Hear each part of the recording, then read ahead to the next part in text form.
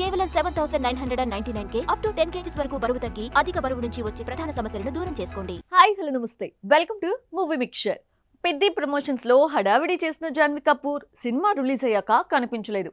అచ్చమ్మ రోల్కి వచ్చిన నెగిటివిటీ కారణంగా సైలెంట్ మోడ్లోకి వెళ్ళిపోయింది.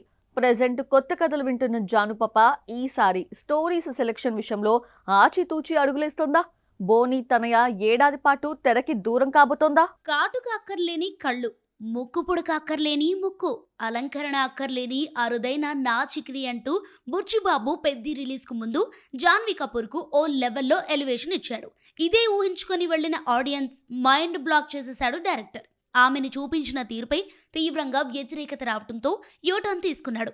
జాను కూడా ఈ సినిమా ప్రమోషన్స్ లో ముంబై నుండి విజయవాడ వరకు జరిగిన ప్రతి ఈవెంట్ లో సందడి చేసింది. కానీ ఎప్పుడైతే అచ్చి అమ్మ క్యారెక్టర్ నెగిటివిటీ వచ్చిందో భామ సైలెంట్ అయిపోయింది. జాన్వీ ప్రస్తుతం తన తర్వాత స్టోరీలపై ఫోకస్ చేస్తుందట.